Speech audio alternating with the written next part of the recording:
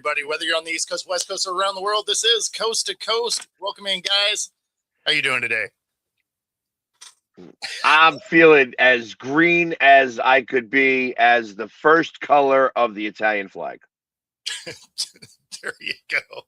A color that doesn't exist in Alabama. If you didn't see the pre-show. Herb, you're muted, man. I don't know why. There we go. Well, I got muted in the middle of talking. I feel like Philly did something right there. In the middle. I have no and control. he's not denying it. He's I not have denying no it. control. He was like, See, what happened was it was those snakes. It's the snakes coming back from Ireland. Yes. Happy St. Patrick's Day to all the people that celebrate all that stuff.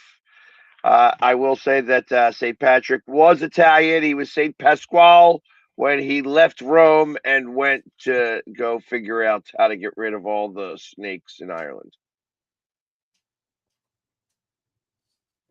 All right.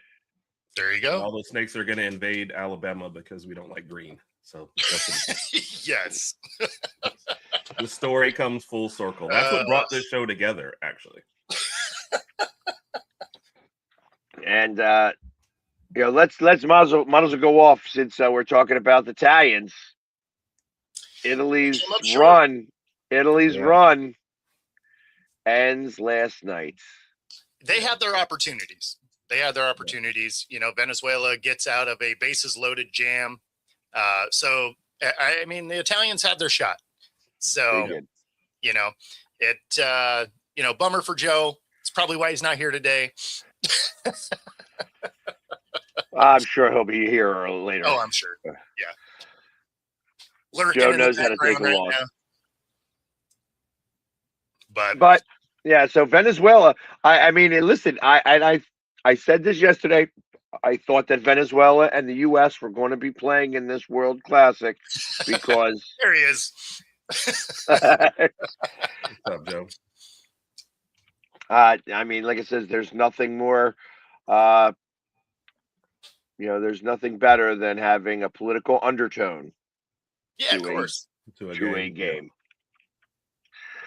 So, and I don't want to get into that whole portion of it, but we're going to have it at 8:00 tonight. Yeah. So anybody who is at the bar, which should be most people, except if you're Joe, and he's in Italy, because I can't imagine they celebrate St. Patrick's Day in Italy. I mean, why not? Yeah. Like, it's a reason to go drink. That so Joe's not, but everybody else can. Yeah. Right. Yeah. You're like, what? Why are you messed up on a Tuesday? Oh, it's St. Patrick's Day. Like, you don't care. It's true, but to celebrate. And any good standing bar celebrated it for the last 2 weekends as well. Exactly. So if you are a patron of any establishment, it's likely that the first weekend you're like, hey, happy pre-St. Patrick's Day. And then last weekend was like, hey, let's have the parades today because we don't want to do it on a Tuesday and take people out of work. There's already going to be enough people that are going to call out to go spend their time at the local establishment. Exactly. And all the green is going to become, and like we're, in Alabama. Yeah, except in Alabama. Alabama's all red. Yes, unfortunately, it's the color of the worst. It's the color of the seas after the snakes jumped off the cliff. Oh, is that what it is? I thought we were talking about a total different red here. It's the red tide, right? Isn't it? Yep. The red tide. We're getting closer, at least. I mean, one day, hopefully by football season, we can educate you enough to know, maybe more than one city in Alabama would be nice. Listen, I know Huntsville. I know. That's my one city. I know that there is a Birmingham, only because they play football in the XFL. Right. Yes. Got my back. So there's two cities. Yes. There's two. I mean, Yes. the draft starts The- in Mobile, right? So, Now we got three. now you got three. Maybe where Crimson Tide actually play would be the fourth one, but we'll, like I said, too much And was it- Alabama was it- education. You Was can't- it Forrest Gump can't from overwhelm Alabama? Who? Forrest Gump. Yes. He was from Alabama. Yes. Greenbow, Alabama. Yes. So now Look we got at me. we're overwhelming them now. It's like 4 cities now. man, So we are on a roll. it's going to be a weird show. For those of you that tuned in to see Renee Washington, she's not able to be here today. Our airport system is what it is, and her flight got delayed 6 hours. So we're going to see her tomorrow. She was not able to get home in time for the show. So we will see her tomorrow. We'll talk a little bit about the WNBA and stuff when she is here. So Yeah. I was wondering if she missed it because she was in that 12-hour meeting they had yesterday. That went until like what, 3 in the morning or whatever. I think she was actually covering college hoops. So Okay. I think that's what she was flying back from. But it would have been interesting to be in that room, though. Yes, for sure. But this is what happens when you wait that late to have an in-person meeting, is you have a meeting like that. Yeah, well, and the worst part is it didn't sound like anything actually happened. No. Like they were in there playing cornhole or something. Like I don't really know what they were doing, but apparently contract negotiations didn't come through. So We're not having So- something, are we? So something happened right after our show yesterday that Good or bad? it's good for one person, I think. Justin Fields yeah, getting traded to the Chiefs. And I tell you, if there was ever a spot for a wayward quarterback like Justin Fields, that might be the spot for him. I mean, I know that Patrick Mahomes may be coming back sooner than expected. Instead, I know that they're targeting week 3 for him. Yeah. But I mean, he's now with Andy Reid, who, originally was a quarterback's coach. And absolutely knows how to use the skill set that Justin Fields has. Will be interesting. I kind of like the move for Justin. Yeah. He gets out of the hell of New York, Right. and gets put in a unique situation where he has the chance of being the starter on week 1. Yeah, well, the odds are high, really. I mean, Mahomes is back week 3, best case scenario, right? And Right. if Fields looks decent, not even great, if he just looks decent for the first 3 weeks, they may not force Mahomes back at his earliest availability, right? Like if he can come in and look just okay, they might say, hey, you know what, Mahomes, take an extra week or 2 and make sure you're right. Let's get you up to game speed as opposed to just shove you out there and hope the knee holds up. No, So- I agree with that. And it's like you said, if anybody can fix him, it's going to be Andy Reid. And you look at the last 2 systems he went through, from Pittsburgh and the Jets, like neither one of those was really going to help him get to where he needs to get to, for sure. So, wow, thanks, Raj. So yeah, with the opportunity to start a few games and Andy Reid in that system, like you have to think, especially getting the Jets stink off of you. If it's going to be a time, it's got to be now for Fields. Yeah. Well, I mean, the thing is he has to go there and show out, Right. because otherwise it's probably his last stop, right? He didn't look great with the Bears. Now the Bears organization during his time there was not awesome. Right. You go to Pittsburgh and, that was underwhelming. He won games, but it wasn't because of him, right? The defense was scoring points pretty easily for him. And then the Jets are, well, the Jets. So, I mean, this is your fourth stop. If you look bad with KC, it's a wrap. Yeah. That's definitely it. Yeah. I He would didn't agree with necessarily that. get the fairest stake, but yes, he didn't also. I mean, with Pittsburgh, he was 4-2 and they still pulled him. The second Russ was ready. So, well, yeah, because I mean, he didn't look good. Like those games. Right. No, that's what I mean. Yeah. Yeah, those games were won because the defense were like scooping scores and pick sixes. And I mean, it was a highly effective defense while he was in. He really minimized his opportunity there. Yeah. Minimize it. Yes. No, he did. So that being said, I think that is, if there's any opportunity to start to hone in on your other talents, that's what I think Andy Reid's going to be best for. You know, like I said, we already know he got legs, you know, that he can run with the ball. Sure. And that's, you know, ultimately running quarterbacks, however, stop running and eventually start passing. You know, and that's or they leave the league. Correct. Yeah. So this is going to be his opportunity to start to figure out exactly how to pass the ball.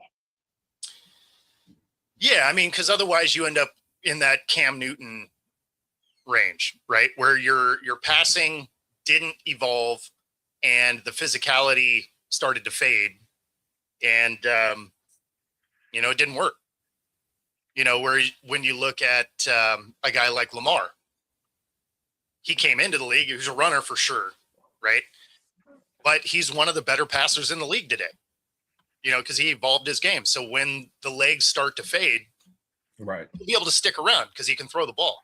Not to say that Cam couldn't throw, but like that wasn't the hallmark of his skill set, right? Yeah. Like he was the physical guy that could run someone over. He was fast, whatever. And then, you know, towards the end of his career, it's not like his passing ability got better. So, you know, unfortunately, he didn't work on that aspect of his game. Yeah. I think for Cam, his problem was he was also bigger than most guys. So he felt like even when he slowed down a little, he could still out physical them. And I think that's why he did. And guys who are running quarterbacks tend to, that's, you know, because in high school, that's what you can revert to. And then half of college, you can still kind of revert to. Then NFL, you get there and it's like, all right, the third linebacker off the bench is still pretty freaking fast and physical, and can still track you down. And like the third, you know, linebacker in college is probably going to be an accountant after the, you know, season's over. So listen, I'm not the different bump. I'm not the guy is running a 4.56. You're just like, oh, I mean, okay. I'm not the biggest fan of Cam Newton by any stretch. However, I will say that he was targeted for late hits. Oh, for sure. More than any other quarterback than I can really see in the modern era. Like, and I say in the modern since like 2000s, really. That Big Ben also was. Yeah. Well, and that was because of their size. Exactly. Yeah. Oh, that's exactly it. Because when you're the big guy, when you get hit a little late, you absorb it well. And that's what he did. He was able to absorb it well. Some of these hits were vicious, and he would get it even more than Ben would. And the worst part is because they were big and the way they played, because Ben would scramble and run over people too, is they would never get the calls. Right. So they would get lit up late, and it would be like 10% of the time a flag would actually come out. Whereas when you see, you know, Brady, for example, they didn't even really have to hit him, and that flag is already in the air. Like, no, that was absolutely the case. He was not protected at all. They treated him more like a running back because of his size. So I absolutely agree with that. You know, and so I feel like that hindered him in that regards. When it comes to Justin, in that same breath, you know, he got there. He got to the NFL by being an amazing athlete. That's what got him the initial starting job as the quarterback. Right. The fact that his first couple of years, they relied more on his running than his passing. I feel that when you first get into the NFL, that's where you have to start to learn some of the different mechanics to be a good passer. And Right. if you don't start learning all of the very specifics, and I'm not a quarterback, so I can't speak for this, but Right. like that there are, like, you just got to step into your throws and you got to do certain things that you have to do, and you have to do them right away, or else you start creating the bad habits that stick with you that you have to unlearn to learn again. And as you get older, you rely on some of your old knowledge. You know what I mean? Right. And that's the wisdom that you have of this sport comes back more frequently than what you learn and attribute and you start to do. So you almost got to do it 3 times as long to unlearn some of the bad attributes that you have. And that was the initial problem with Chicago when he was there. He was, they were winning games enough that, okay, you just do whatever you got to do to win. And because that's what it's about. You have to win, win, win rather than learn how to be better. No, and I mean, the worst part about that is when it becomes the pressure cooker of a moment, you are going to revert back to the way you played for 20 years prior. Yeah. And that's kind of what's happened up to this point. Like even in Pittsburgh, in Pittsburgh, they don't have, like, you have to have all of your specifics to play quarterback in Pittsburgh. That's what made Ben so good there. He was really a monster pocket quarterback who could brush people off. It was like that's how you would practice against him. He would practice with getting hit and pushing people away. He wasn't very mobile because, when you're 6'5", 260 pounds, you're not running that fast. Yeah. So you have to figure out other ways to be able to be the quarterback and stand in the pocket and get all those things taken care of. So that's what made him well. But obviously, as he got older, they weren't getting back to the Super Bowls. He won his Super Bowls early, and then there was no opportunity really for him because you need to have other skills. Yeah. I agree. I mean, to be fair, most quarterbacks are winning their Super Bowls early, right? Because it's before they get paid. As soon as they get paid, it's much harder for them to do.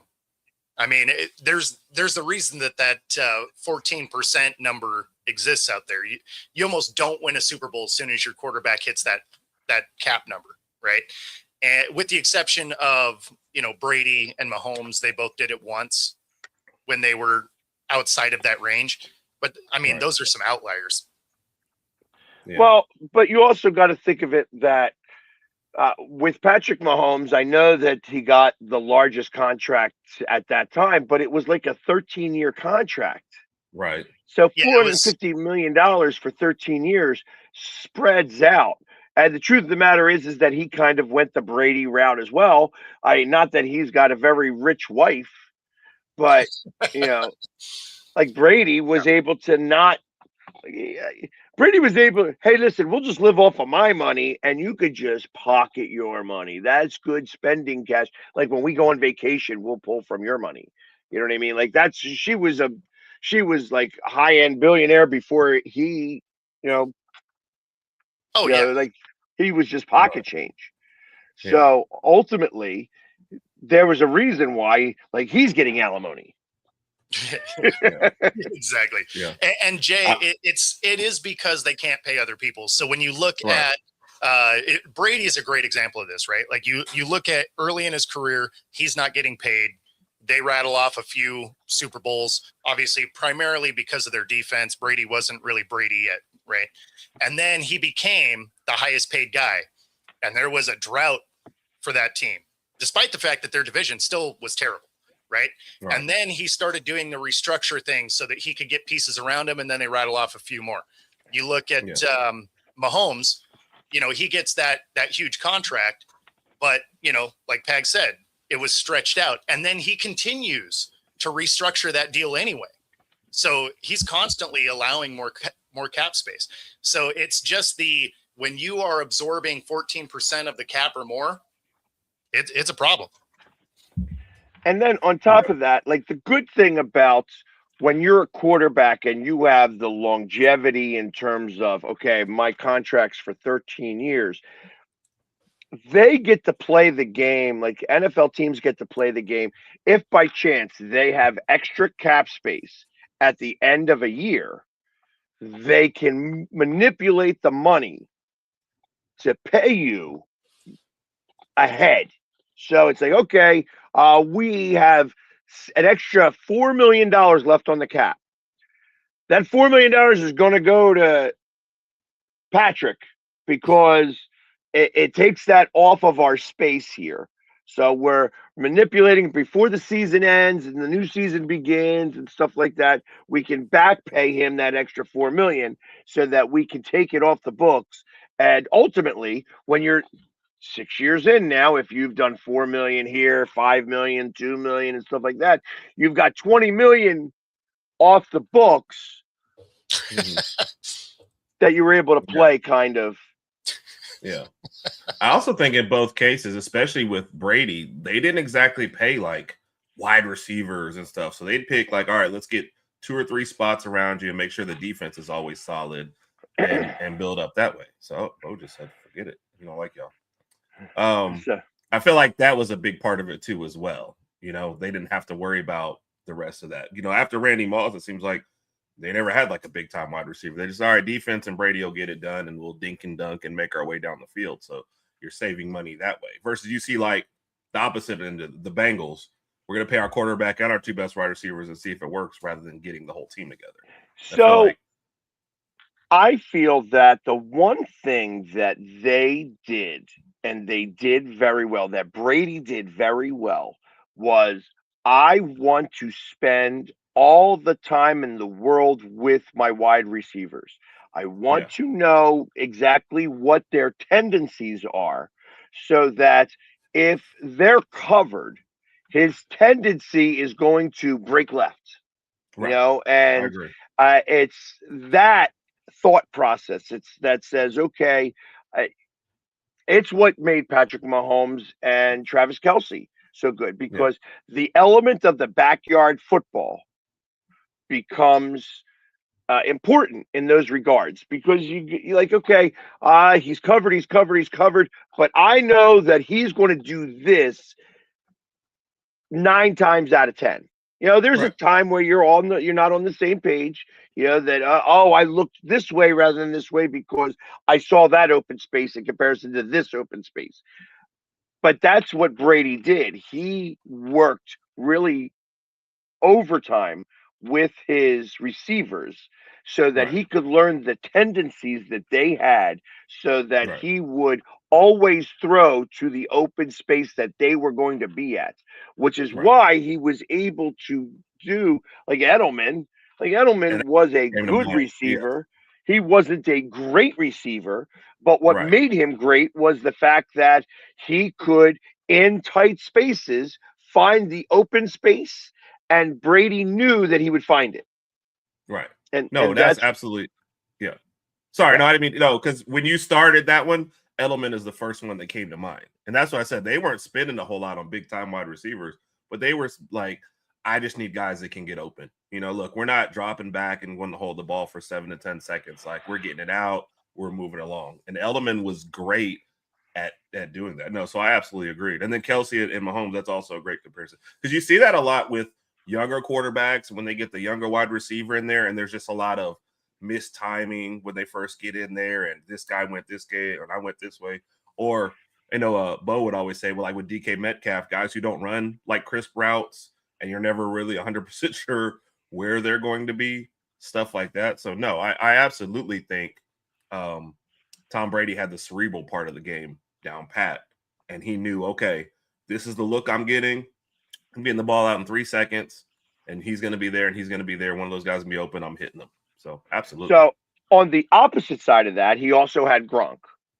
So where if it was a 3-second throw, Gronk was the best at being able to get the separation within the 5 yards on the line. So because you had to be up on Gronk to try to disrupt his timing.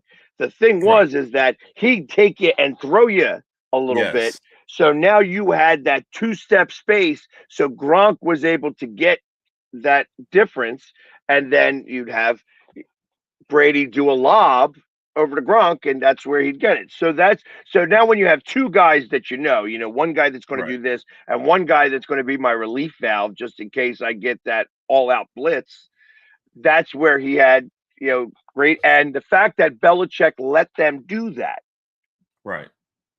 made things amazing, like for them, so that's where it was like you can ad lib as long as everybody's doing what they're supposed to be doing. Right. I agree. And on the Belichick part of it with the money, he also had a habit of right before you're about to get paid, I'm trading you. So that also helped kind of manipulate their cap for years as well. So kind of add those in, no big time marks, because even the guys we're mentioning, a tight end and a slot, that's what New England carried through the playoffs forever. All right. Hey, this big time linebacker's about to get paid. All right, he's gone. Let's just get some younger guys in here and let's just keep it going. So yeah. No, New England knew how to manipulate the cap to keep the run going. Well, and they wouldn't pay the big receiver, right? Like they basically had 2 possession guys and a tight end.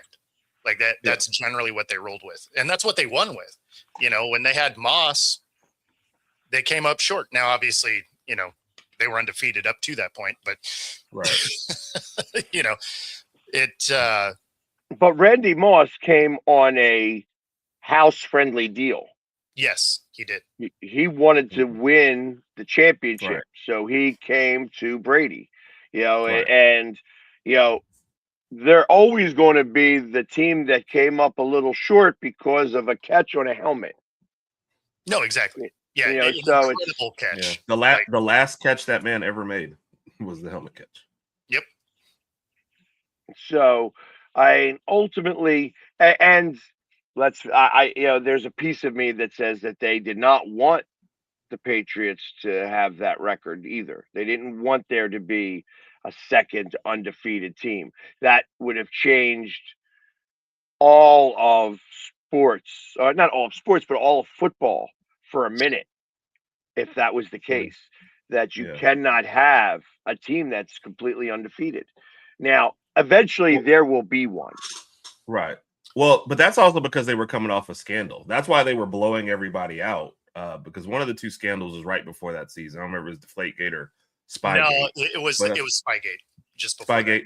Yeah. So that's when they were kind of coming out going, all right, we're beating the crap out of everybody just to show you we didn't need that. Because that was like one of their most running up the score seasons ever. So to your point, if the NFL didn't want them, it wasn't just because they were undefeated, but it was because they were undefeated coming off that scandal. And it would have been like, now, some crazy things, if anybody thinks it's like you can't rig a helmet catch, that was just ridiculous. But the rest of it, like I get what you're saying. If there was ever a time for you to talk about, hey, the NFL not wanting something to happen, that would have been the season for it. And I remember that because at the very beginning, they were running up scores and you were getting point spreads, like college football point spreads of 20 points or more. I remember because the Eagles played them in week 8 or 9 of that season, and they were a minus 28.5 point underdog.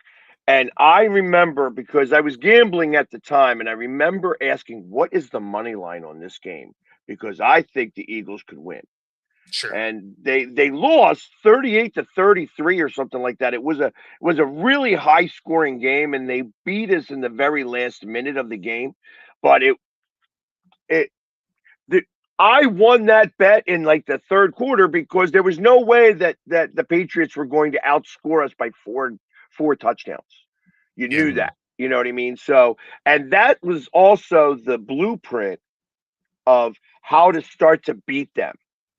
Like you were going to have to play some defense. We were able to expose them a little bit and start to figure that out.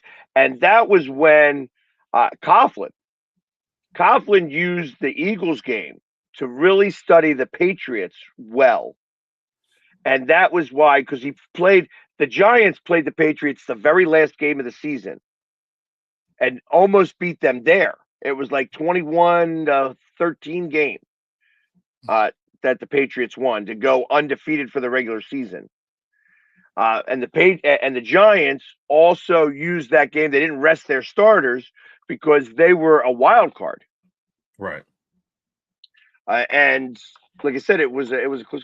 I think that was also. What's his face's gap between the teeth. That was like one of his last. Strahan's last season. Yeah, in one of his last seasons. But it wasn't that the season. That wasn't the season that he got the 22.5 sacks. It was the season afterwards. Yeah, it didn't feel like those were the two the same. No, I remember might be off, but I didn't think those were the same. Yeah, I didn't think they were. But I mean, ultimately, he was able to realize his mistakes from the last game of the season because the Patriots played all their starters. They were going for the record. They were going for the undefeated season. And, and that actually hurt them. It probably hurt them. Yeah, as you imagine, if you rest your starters and you let the Giants go ahead and play that and such like that, you probably win the game, win the Super Bowl. Maybe. I know. Like that was a circus catch. Like, I mean, yeah, there was a lot of. Plus, their defense was, the offense was held down. I mean, there was a lot on that one. I like that he threw the lisp in there.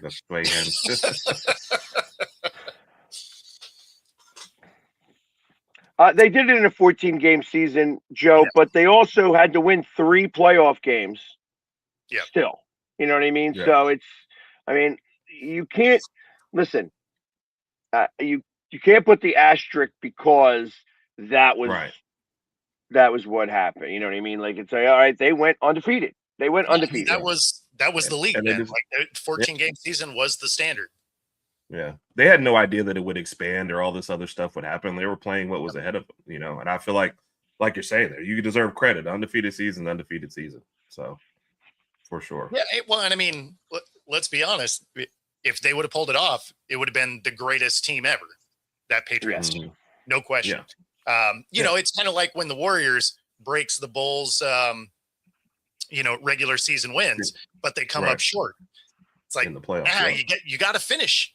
Right? Like you got to finish. Like you can be great all year. That's awesome. But if you don't finish, you're still not that team. Yep. Because realistically, that probably was the greatest team ever assembled. The Patriots team. They lost. The one game that they lose happens to be the most important game of that season. And the Giants, and that will get Eli Manning alone into the Hall of Fame. Because Eli doesn't really deserve that. It's the only reason he gets in.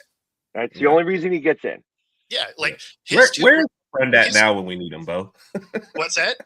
We have a Giant friend. Yeah. He would love this conversation. He would be losing his mind right now. Yes. Yeah. No, but I mean, at the end of the day, if you're just looking at his stats, right? His overall yardage, you're like, okay, yeah, because you played forever. So cool. But when you look at the rest of the stats, you're just like, yeah, this is a very average career. Like there's nothing about this that screams Hall of Fame. Usually a Hall of Famer at some point was the best in the league, right? At some point you were viewed as the best quarterback, to do it for a single season, even if you didn't win the MVP, or at least in the conversation. He never got a single vote for MVP. He generally wasn't the best quarterback in his division. Like, his family. Right? Like, I mean, there was nothing that screams Hall of Fame. He just happens to get 2 rings, and rings, they matter, right? Yeah. And so he's going to get in, but not because the rest of the stats support it. Right, for sure. It'll be on the back of those 2 Super Bowls, absolutely. Plus the fact the team he beat in the 2 Super Bowls kind of helps prop that up as well. For sure. And not to say that he wasn't the most clutch guy ever in those 2 Super Bowl runs, because he was. Like, he was playing out of his mind for 2 playoff runs. But if you look at any other playoff appearance, he was not very good, right? No. He had 2 great runs. He wasn't even that great in those seasons. He just happened to have 2 good postseason runs. Right. And that's going to be enough to get him in the Hall. But they were 9-7. They were a 9-7 team that was a wild card team who won on the road to beat the Patriots in the Super Bowl. Exactly. So and he did it off of his defense. His defense was great that season as well. I mean, I love making fun of Strahan, but he was an amazing defensive end, and he was able to disrupt entire plays because the double team, he understood on how to manipulate his double team to disrupt the play. Right. Well, and that whole defense was good anyway. I mean, Strahan was great, but like that whole defense was good. Yeah, that was, I mean, even one hand. Was able to yes. Yes. Was that Pierre Paul? Mr. Firework himself. Yeah. So why are we saying this, by the way? Because this is not the same as saying they played the whole 14-game season. Yeah, if they had a strike in the 14-game season and played 12 or 10, maybe that's an asterisk. But they played a full 14 games, which was what at the time, which is without expanded teams too. Like I don't get that. Basically, in this scenario, if you're saying that a team were to do that today, of course there would be, right? Would they go down as an undefeated team? Sure. But you'd always talk about it as, would they really have been, right? If they would have had to play the rest of the games. So yes, undoubtedly there would be an asterisk next to that. Yeah, but it's not fair comparison to the Miami one, if that's why we're bringing up. The Spurs won an NBA championship during a strike-shortened season. They hang that banner and like nobody goes back and point. Like it kind of is what it is. Lakers got a bubble one, and see that's what's funny, right? Is the strike-shortened season nobody really talks about. The COVID year, they're like that's a BS championship. Right. The NBA one is weird though because they took like 6 months off in the middle of the season and then came back and finished it. So if you're ever going to say there's a weird one, guys who weren't healthy were all of a sudden healthy, you know what I mean, for a playoff run. So it's I can't blame the NBA. That's fine. And it doesn't help that I'm not a LeBron guy. So like, I don't care about that one, but that's a weird season for you to stop in the middle and just take a huge timeout. It's the only reason. It's the only reason AD gets a ring. Because it's the only reason he was able to stay healthy for a season. Yeah. Because he didn't have a season. He had 2 halves of a season, which we've seen him play. But even going along those same lines, it was that was even in the hockey. In hockey, they kind of did the same thing where they put them all in the same hotels. Right. So, and this goes back to teams that drink together, win together. Mm-hmm. So it was the only time the Montreal Canadiens, so the Montreal Canadiens now are the only team to actually be a conference champion on the West and the East because of COVID, because they were wound up on the West side of things. Because of the way that they worked the tournament and stuff like that. The Flyers were doing amazing up until they ran into an Islander team who were really young and knew how to drink together. Like, that's what it was. It was like they were drinking together. And when you had that series, it went 7 games, but it was like the youth was the victor there. Yeah. But Montreal also same situation. They had a lot of youth. It's like it wears on you when you are living in the same building and just you are in dorms. That's what happens. You're in dorms and you are competing every day. You don't get to see anybody else. You're focused on one thing. And that's how those teams that were very congealed together, the ones that were very cohesive were the teams that wound up winning. Well, yeah, because it either brings you closer together or it rips you apart. Like if you have a team that doesn't really like each other and you're forced to hang out with each other a lot, it's not going to work out well. Right. Yeah. Very true. So But yeah, That's, the COVID year of really all sports was weird. Yeah, for sure. I really liked when they were like, "Oh, you could buy a cardboard cutout of you to sit in a seat." It's like, Yeah. what? And people were doing it. That's the wild Yeah. part. lots of Yes. people were doing it. Lots of people were Yeah. doing it. I know it didn't make any sense to me, but Yeah, the good thing was the amazing thing was is that when they started to let people in the stadiums, Mhm. like I was one of the guys that would go to the stadiums, and it was amazing because, like, first off, you any mask worked. So I had like one of those shields oh yeah, Right. that I would put on my face. So it was like a welder shield almost Mhm. that I lived. So I had all my face painted in a welder shield. Oh, I mean that So works. yeah, and it's like so you could still see me because it was clear. Not for me. I had the Grumpy Bear Care Bear for my mask because I was super ecstatic about having to wear it everywhere, especially because I had an HVAC company at the time, so I was an essential business. So I was still in everybody's home, so I had to wear a mask Whatever to go, constantly. And so yeah, I had my mother-in-law made me this Grumpy Bear mask, which was fitting. Nice. It might shock you guys to know that I had an Alabama mask. Just throwing that out there for you. Yes. Let me guess, it I know. wasn't green. It was not green. You were on it today, buddy. Not green. Not green.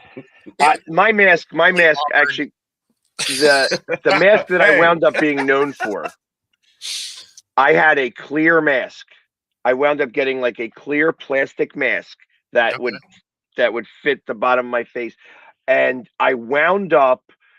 It's a shame I didn't buy stock in that at that time because ultimately I turned on the deaf community onto those masks, and that's what they would start using.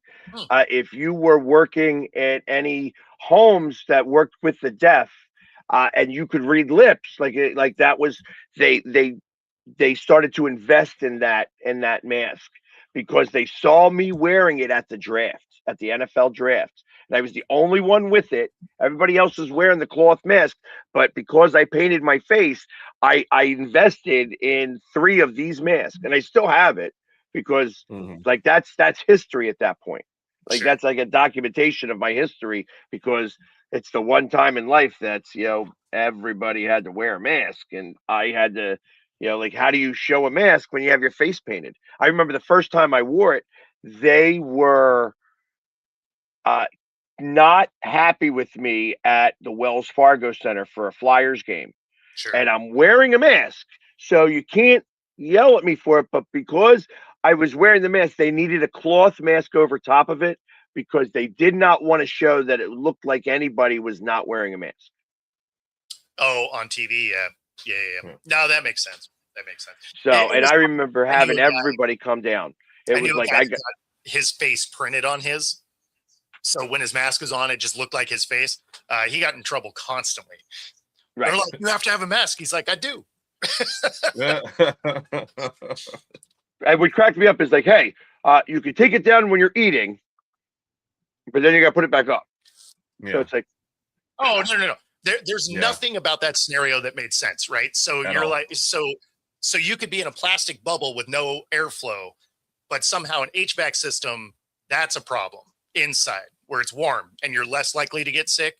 Or the fact that COVID only flies at 5.5 feet, which is why you could sit down at a table and not wear your mask. But as soon as you stood up, had to put it on because, whatever.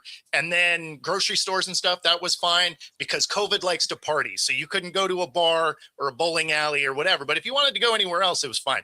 No, there's no science that backs any of that up. right. They determined that everybody was catching COVID from each other from gas stations Yeah. Yeah, that makes sense. because you would go pump gas with the handle. You weren't wearing any gloves or anything. I like it. I mean, I got to start the whole COVID thing on a cruise ship. So, I mean,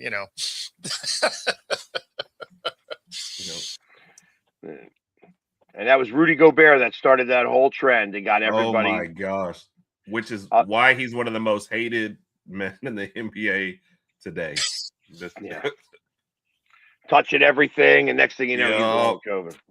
Yeah, got it started. He has one of those punchable faces too, so that didn't This help. really cracked me up. The people driving by themselves with a mask on. I actually still see it sometimes here in Seattle. It's still prevalent. Oh, for sure. Like, and you know, it's especially like in an airplane. I understand. You know, I get it because we're trapped in a spot, and if you want to wear a mask, feel free. You know what I mean? Most of the time, I want people to wear a mask because I don't want to see their face. So it's wow. But I still see it frequently, or even around. It's. And I said, if you feel comfortable wearing a mask, I mean, they've done it in Japan for years. No, exactly. Yeah. No, I mean, more power to you, whatever. I mean, I'm not going to, but you know, if you want to, awesome. But but no, I get it for the people that wear it on an airplane. I do kind of get it, right? It's recycled air. Half the time people get off an airplane, end up with a cold in the next few days anyway. So I get it. At the same time, that mask isn't going to do a whole lot for you. You know, airborne things fly through those masks. I mean, and if you ever want to test that theory, go sand some drywall with one of those masks on, and let me know how much dust you still have in your nose. And you're telling me that something viral, microscopic is somehow getting stuck, but plaster doesn't? Come on, what are we doing?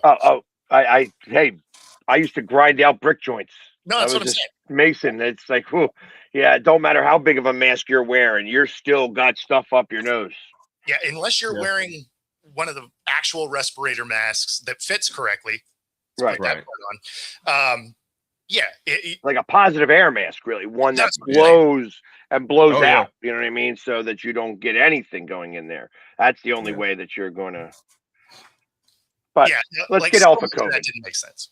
COVID's over. So you had a guy that failed his appeal on a PED test and is going to miss 80 games this year. Rojas for the Phillies, 80 games. I guess for some reason or another, the Phillies are really bad about finding out what their guys are taking to be able to have these, like this is the third guy in less than a year.